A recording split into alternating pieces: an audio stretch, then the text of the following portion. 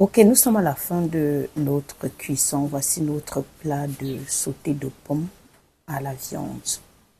Vous avez constaté, voilà donc ce que je disais. Vous allez voir peut-être les quelques trucs de quelques morceaux d'ail, de persil et ces condiments que j'ai mis à la fin pour maintenir, pour garder le parfum. C'est franchement savoureux.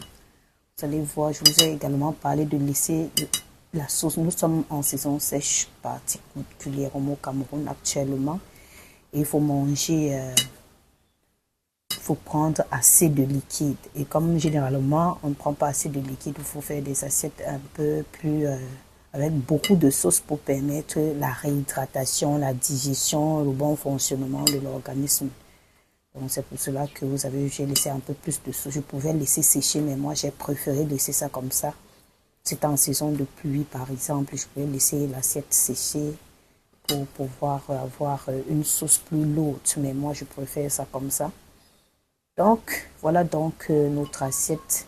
Si vous avez aimé, comme je le dis, il faut liker, partager pour que le maximum de personnes puissent bénéficier de ce genre de contenu et apprendre, pour ceux qui ne savent pas cuisiner, comment faire des plats savoureux, des plats sains, plus facilement. Ce plat est carrément équilibré. Vous avez les protéines, vous avez les lipides, vous avez les glucides. Vous voyez, vous ne parvenez pas à avoir assez d'huile.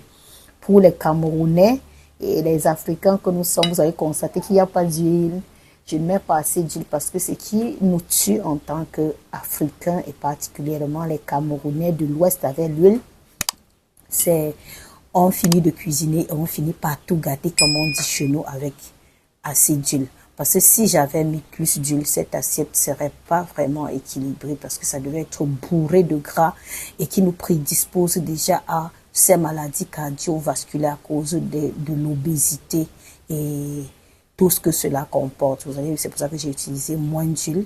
J'ai préféré mettre un peu plus. Certaines personnes vont dire, oh, ce n'est que de la viande. Mais il faut essayer d'équilibrer. Le tout, c'est pas de manger en grande quantité, mais de manger la quantité qu'il faut pour apporter ce qu'il faut nécessairement. C'est pas prendre un plat de deux poissons au lieu de prendre un demi-poisson qui est largement suffisant pour votre régime protidique. Si vous sentez que vous mangez, si vous allez constater, si vous mangez trop de protéines, vous serez tout le temps fatigué, vous aurez des problèmes de dos, les problèmes d'articulation, ce genre de problème-là. Réduisez la quantité de protéines.